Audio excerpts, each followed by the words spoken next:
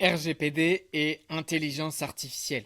Nombreux sont ceux qui me demandent quel en est-il du sujet de la réglementation du RGPD à travers tous ces outils qu'on utilise au quotidien, que ce soit ChatGPT, Claude ou alors Copilot pour les collaborateurs qui ont Copilot en entreprise. Bien, on va le voir à travers cette vidéo. Vous allez voir, on a bien creusé le sujet, on a été voir quels sont les prérequis pour prétendre être conforme au RGPD. Et c'est ce qu'on va voir également. On va vous parler des chiffres, c'est-à-dire combien ça vous coûte concrètement pour être RGPD. Est-ce que ça l'est totalement? Est-ce qu'on est totalement souverain? Le spoiler alerte, non, pas du tout, parce que Trump, il a mis en place ce qu'on appelle le Cloud Act. Et tout bonnement, enfin de manière très brève, si une société, enfin en tout cas s'il y a une gouvernance où il y a un sujet d'américanisation de cette entreprise, eh bien à tout moment la réglementation américaine peut faire qu'elle peut aller chercher des données. Alors la question c'est de savoir si on fait confiance à Trump ou non, si on a des alternatives ou non, et ça on va le voir à travers cette vidéo. Donc IA et RGPD, comment l'utiliser proprement, comment ne pas se faire taper sur les doigts et risquer de fortes amendes, et puis comment respecter son client en ne divulguant pas ses informations privées.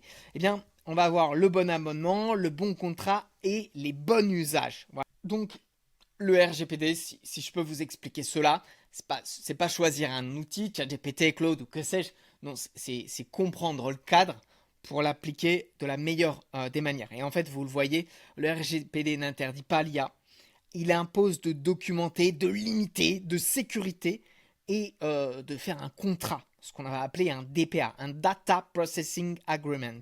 Alors les 7 réflexes qu'il faut avoir en tête, c'est d'identifier les données. Donc, savoir les données de vos clients. Comprendre où est-ce qu'ils se situent dans votre document, de limiter les entrées, donc autant que possible, si vous pouvez enlever des informations, faites-le, parce que tous ces outils sont américains. Je vous ai parlé du Cloud Act en introduction, donc on le sait, ça peut être sous couvert de terrorisme ou que sais-je, vous le comprenez très bien, ces données vont être pillées, voilà. Choisir une offre professionnelle, ça va être indéniable, c'est ce qu'on va voir dans la vidéo, mais vous ne pourrez pas utiliser les forfaits particuliers ou consumer, ça va être impossible. Enfin, si vous voulez être conforme au RGPD, il va falloir aller sur des plans pro avec des conditions, c'est-à-dire prendre plusieurs licences. Et ça peut vous bloquer également. Si vous êtes indépendant, comment est-ce qu'on va pouvoir faire? Alors, vous allez signer et accepter ce qu'on appelle un DPA, un contrat en fait de sous-traitance entre Anthropic, la société derrière Claude, et vous-même. Et donc, ce DPA va permettre, entre guillemets, c'est un contrat de confiance, voilà. La confiance, on l'a ou on l'a pas. Voilà. Ça ne s'applique que pour ceux qui y croient. Bon, est-ce qu'on a le choix? Plus tellement. Ça va être les propos à venir. Vérifier l'entraînement. Donc, est-ce que nos données servent à entraîner les modèles d'intelligence artificielle? On le verra que dans la plupart des cas, non, puisqu'on va choisir des plans professionnels et que les plans professionnels n'entraînent pas, enfin, les données qu'on donne n'entraînent pas les modèles. Voilà. Documenter. Donc ça, c'est l'IA, c'est lié au RGPD. Il va falloir documenter tout ce qu'on fait. Et puis tout ce qui est risque du style RH, santé, juridiction, je pense aux avocats, etc. Vous avez également le secret professionnel. Et pour la santé, vous avez même HDS, c'est-à-dire il faut que vous soyez avec un hébergeur de données sensibles ou de santé. Et en fait, ça va être encore une case à cocher en plus. Là, on va s'adresser somme toute aux 80% des boîtes françaises. On va pas aller sur les sujets qui sont vraiment plus complexes, que sont la santé, la juridiction, les ressources humaines. Alors former les équipes, ça va être aussi dans l'AI Act européen, vous allez devoir former vos équipes. Ça va être indispensable. Alors en interne ou avec des prestataires extérieurs comme je le fais.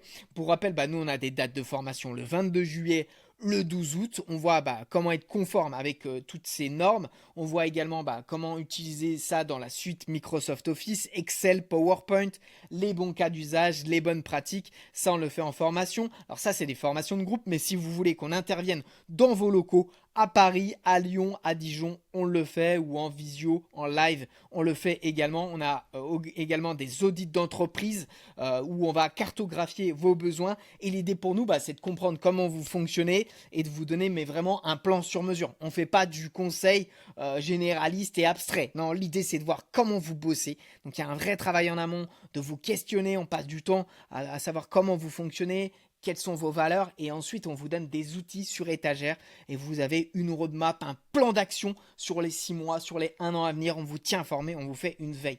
Vous avez bien sûr 30 minutes à mes côtés, on pourra échanger de tout ça. Alors, on va revenir sur nos 7 réflexes, très bien. Le premier niveau sérieux, ça va être de prendre du business. Donc ça, c'est très intéressant. Sur ChatGPT, le premier niveau, c'est $20 par mois. Mais attention, parce que vous avez un minimum de 2 licences à acheter, 2 utilisateurs, donc 2 fois $20. Ça va être le plan ChatGPT Business. Regardez bien ici. On a les plans à $8. Là, vous entraînez les modèles. Le plan gratuit, c'est la même chose. Le plan plus, vous pouvez choisir de ne pas entraîner les modèles. Il va falloir aller dans la configuration et décocher la case entraînement des modèles. C'est très important parce que par défaut, vous entraînez les modèles. Donc, faites attention à ça. Puis le plan pro, là, je ne crois pas que c'est pareil. Ce n'est pas RGPD. Donc là, vous avez vraiment des cas d'usage où il va falloir passer sur le business. Donc vous avez vu, on passe de la partie consumer, donc des particuliers, et on va chercher le business qui nous permet d'être RGPD et de signer ce qu'on appelle un DPA. Voilà, on le voit, 2 utilisateurs ou plus.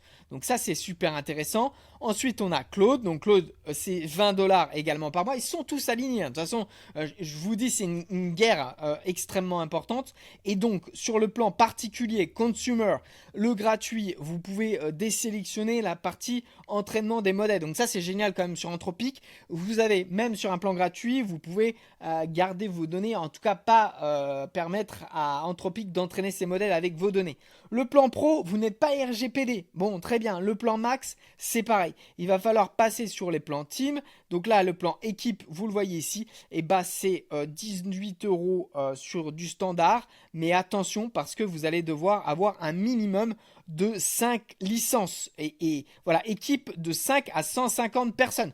Je vous alerte là-dessus. Si vous êtes tout seul, vous ne pouvez pas prendre un plan team. Ou alors, il va falloir acheter 5 licences sur la partie Cloud Team. C'est pour ça que nous, on le voit en formation. On a des astuces. On vous donne des petites billes et vous pourrez avoir le plan team. Et ensuite, on a Copilot. Pour ceux qui utilisent Copilot au quotidien, vous avez les offres TPE, PME. Et là, à partir de 15,60 €, vous êtes directement sur le business. Parce que Copilot, ils sont placés direct sur les entreprises. Il n'y a pas de partie consumer, il n'y a pas de particulier. C'est vraiment l'intelligence artificielle pour les pros. Qu'est-ce qu'il en est réellement de Copilot? Voilà, mon avis franc et tranché, c'est beaucoup moins performant aujourd'hui que ChatGPT ou Claude. Donc, si vous n'avez pas le choix, utilisez Copilot. C'est déjà une première entrée, une mise en bouche, c'est très bien. Mais ne le faites pas par défaut. Je vous le dis, vous allez être aussi sécurisé sur ChatGPT et sur Claude. Donc, ne pensez pas que parce que c'est Microsoft, parce que Copilot est avec Microsoft, que vous allez être plus sécurisé. C'est faux, c'est entièrement faux.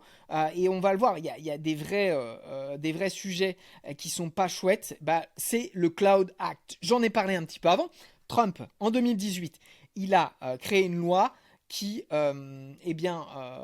ordonne toute entreprise américaine, une autorité américaine peut, dans certains cadres légaux, mais bon, on les connaît, ces certains cadres légaux vont être très flexibles du côté américain. Si ça va dans leur sens, vous inquiétez pas, ils trouveront des solutions de demander aux fournisseurs de donner vos informations. Voilà. Donc, même si c'est hors des États-Unis, même si leurs data centers sont en France, par exemple, à partir du moment où c'est dans les cadres légaux, si vous êtes sous-traitant ou même vous êtes soumis au droit américain, et dans ce cas-là, je suis désolé si c'est pas très clair, mais finalement quand c'est une boîte américaine, qu'importe, Trump va pouvoir aller chercher les données et les piller. Donc faites attention à ça. Pour l'instant, ça n'a pas été fait. Mais vous savez très bien, vous comme moi, qu'on ne peut pas avoir une entière confiance en nos alliés outre-Atlantique.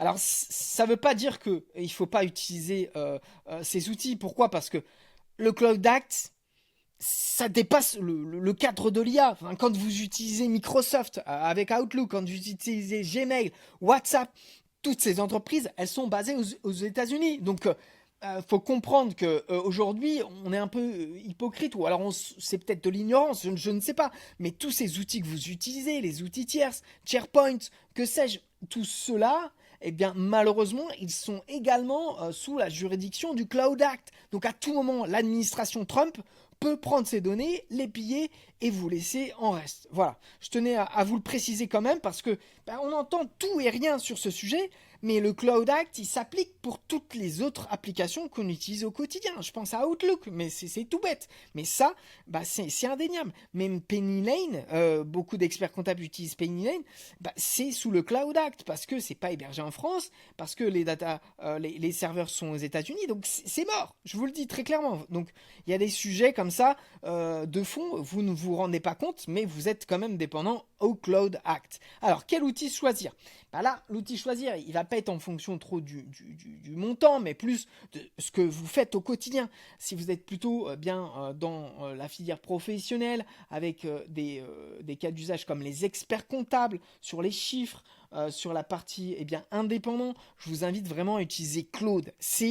Je ne suis pas payé pour dire ça, mais c'est vraiment aujourd'hui le chat GPT des professionnels. Alors Copilot, il est aussi basé, il envoie toutes ces informations sur le côté professionnel. Les signaux de Copilot, c'est de dire on est les meilleurs sur le plan professionnel.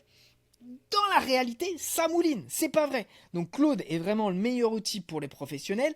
ChatGPT est très fort pour l'aspect visuel, création d'images, pour débriefer, c'est génial. Mais aujourd'hui, je vous invite à utiliser Claude. Voilà, c'est un peu mes informations. Vous n'êtes pas sur une petite entreprise. On parle d'une entreprise qui est aujourd'hui valorisée à 1000 milliards de dollars. Voilà, c'est plus... faut pas se dire c'est un petit outil comme ça, c'est pas sécurisé. C'est pas vrai. C'est aujourd'hui un outil aussi fort, aussi puissant que ChatGPT et aussi régulé que ChatGPT. Alors voilà un peu pour les outils et qu'est-ce que je peux vous conseiller. Ça va être de voir ce que vous faites au quotidien pour vous conseiller au mieux. Alors les données à ne pas envoyer. Interdit sans analyse. Les données sensibles, santé, religion, politique, biométrie, tout ça, c'est niet. Vous ne pouvez pas envoyer à une IA. Les données RH, ça, on ne l'envoie pas. C'est assez risqué. Vous risquez à des sanctions. Ça va faire très mal. Ils vont faire des exemples. Je vous préviens, la Commission européenne va faire des exemples. Les premiers qui vont taper, ça va faire très mal. Les données clients, ça, faites attention quand vous pouvez enlever. Si vous pouvez le faire, faites-le. Enlevez les données de vos clients. Anonymisez-les. Il existe des outils.